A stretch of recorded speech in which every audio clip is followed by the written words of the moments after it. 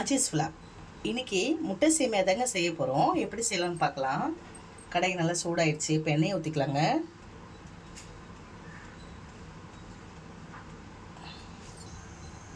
வெங்காயம் போட்டுக்கலாம்.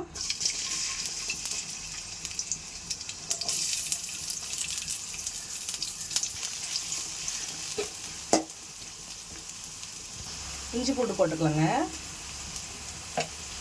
இஞ்சி பூண்டு போட்டு 2 நிமிஷம் நல்லா வதக்குங்க.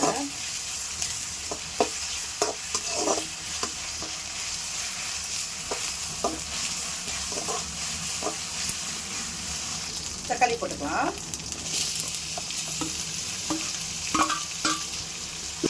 உப்பு போட்டுக்கலாம்.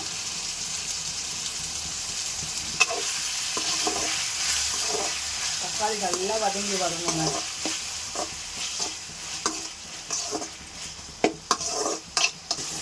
ரெண்டு நிமிஷம் நல்லா மூடி போட்டு மூடிக்கலாங்க.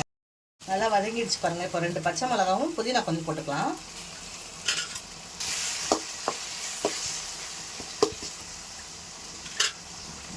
மஞ்சள்தூள் சேர்த்துக்கலாங்க.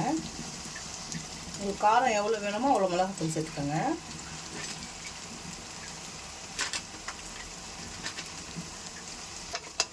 எல்லாம் மிக்ஸ் பண்ணிக்கலாம்.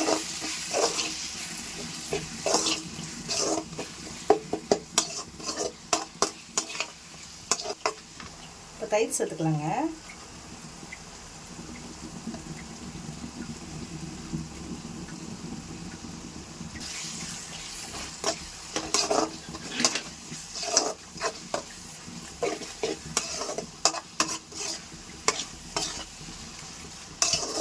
இப்போ தண்ணி ஊற்றிக்கலாங்க.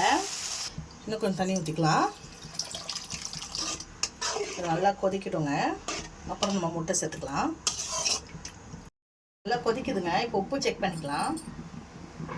இப்போ சிம் பண்ணிக்கிட்டு அடுப்பை முட்டை உடச்சி ஊற்றிக்கலாங்க.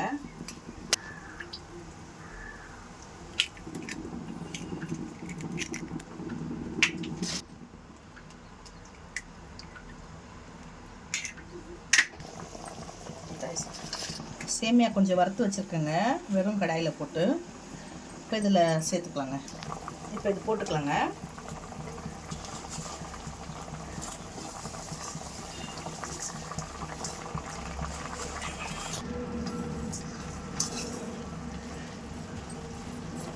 சிம்லேயே வச்சிடலாங்க. மூடி விட்டுடலாம்.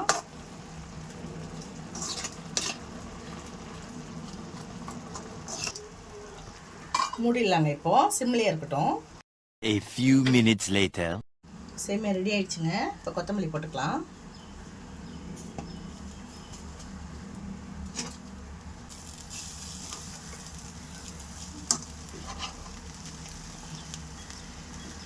பாருங்க, நல்லா உதிரி உதிரியாக இருக்கு பாருங்க.